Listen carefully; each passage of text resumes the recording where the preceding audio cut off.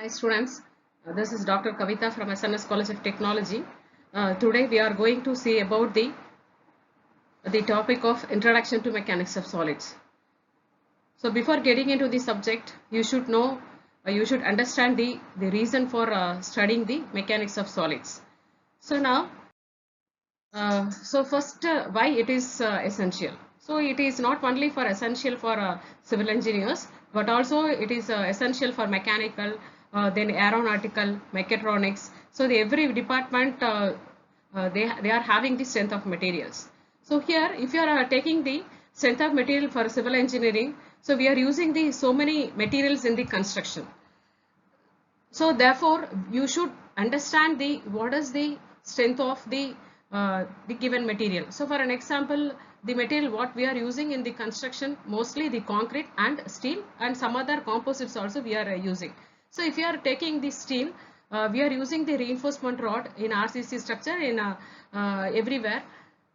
So if you are not knowing about that, what is the strength of the given reinforcement or mild steel, if the manufacturers are giving the wrong material, so the whole building will get collapsed. So therefore the understanding of the material and the behavior and the properties of the material are very important. So and also if you are taking the concrete, so here if you are taking the concrete is the first material, most widely used material across the world. So concrete is strong in compression. So you have to check whether the given concrete. So nowadays we are getting the concrete from the RMC plant. So where we have to get the compressive strength of the concrete what they are giving. So therefore it is very important to understand the behavior and properties of the material. So therefore this is the very important subject for the civil engineers. And also here it is to understand the behavior under the different forces. If you are taking the RCC structure, it will be subjected to the live load, wind load, dead load, anything. So here the behavior of the material or behavior of the structure will be different according to the given load. So therefore the subject will give the brief on the understanding the behavior of the structure under different loading. And also if you want to design safe and durable structure, so the safety is very important. And also the durable means the lifetime of the structure will be depending upon the selection of the material. So if you are choosing the wrong material, then the lifetime of the structure will be reduced. So therefore it is very essential. And why we should know that? Why the civil engineer should know the material behavior? To give the safe structure. The safety means it will be depends upon the material only, the main thing, and also how it is behaving under the different loads.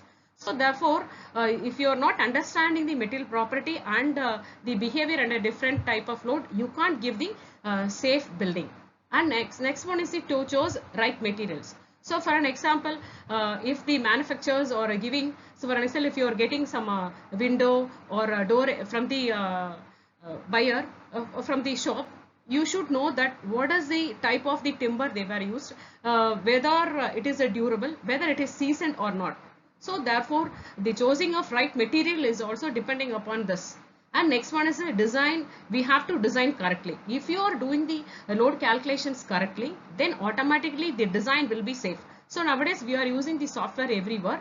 So here the software, the input what we are giving should be the correct. So when we are understanding the loading behavior, then the design will be correct. And also to handle the weather and environmental. So if any structure is subjected to the different weather and environmental conditions, we have to study about that. And also we have to fix the problem on the site. And it will give, if you are understanding the material property, we can give the green and smart construction. So if you are taking this, so this is a concrete, it is a strong in compression. So when we are the material, the concrete is subjected to the compression, it can withstand the more amount of compressive force. So depending upon the compressive force, the grades of the concretes are decided. And also the steel is strong in tension. To study the strength of the tension of the steel, we are using the UTM machine in the laboratory and we are finding the Young's model of the material. So therefore, you should know that how to determine the strength of the material is very, very important. There are laboratory tests for doing that also. And next one is the, so here you can see this, so this is a structure, it is it is moved from some place, it is tilted. So the main reason the engineer, they didn't calculate the loads properly. So if we are not doing properly, then they automatically there will be the great loss for the customers and also the construction company. And here the calculation of bending moment and shear force under the different types of loads are important. So here, if you are not calculating, determining the bending moment and shear force correctly, you can't provide the proper beam or column or foundation. So the every structural element is depending upon the calculation of bending moment and shear force. The subject will give the overview of how to calculate the shear force and bending moment for the different types of loads. Thank you, viewers. Thank you for listening this video.